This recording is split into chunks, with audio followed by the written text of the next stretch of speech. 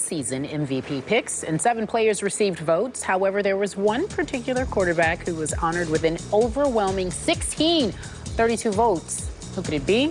As you see, it's Tom Brady. Behind Brady was DeMarco Murray with 7, Peyton Manning with 5, then Andrew Luck, Big Ben, Gronk, Antonio Brown, all with 1 apiece. Here's the question.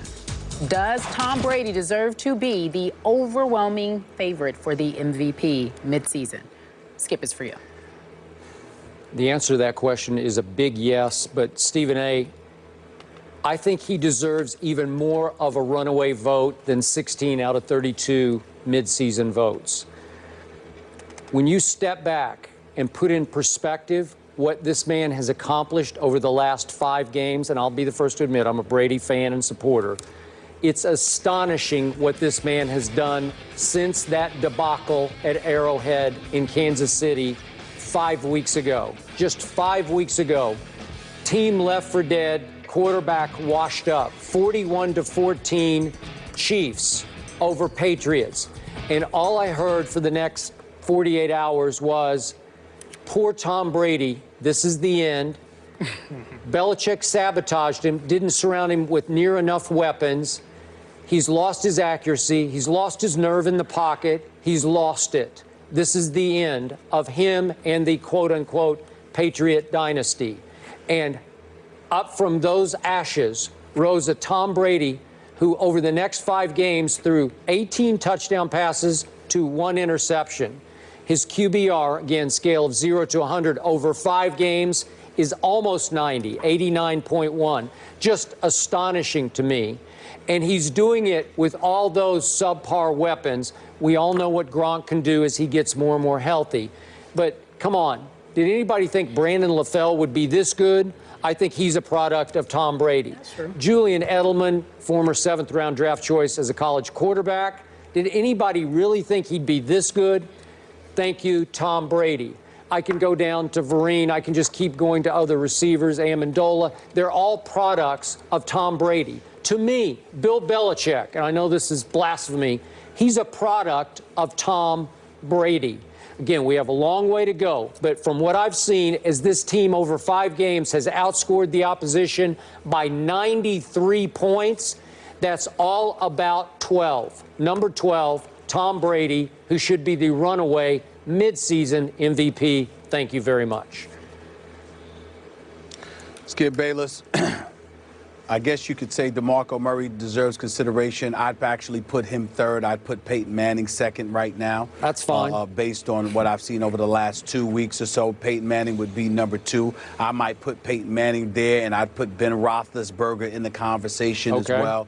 But I can't disagree with a single word that you said. Tom Brady has been nothing short of sensational. And no matter what I say about Aaron Rodgers being that bad man that he is, because I think he's the most talented quarterback in the game of football, clearly this season he has not been the best. It has been Tom Brady.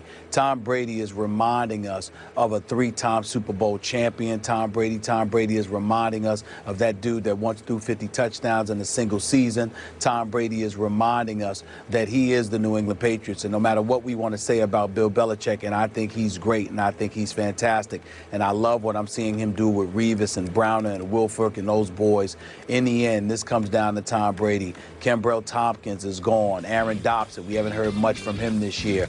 To guys like Tim Wright and Brandon LaFell have been incorporated into the mix. Gronkowski has been working his way back to being fully healthy. Julian Edelman is the admirable replacement to Wes Welker.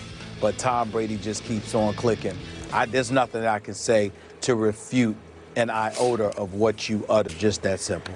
And I do acknowledge that your Philadelphia Eagles have had many issues in their offensive line, but so has Tom Brady. It has been makeshift at best, switching this player to that position. This guy's out, so this guy has to fill in, and he just keeps on keeping on. He lost his best running back in Stephen Ridley. They're down to Jonas Gray, and they just keep on keeping on. He doesn't really have much of a run game now.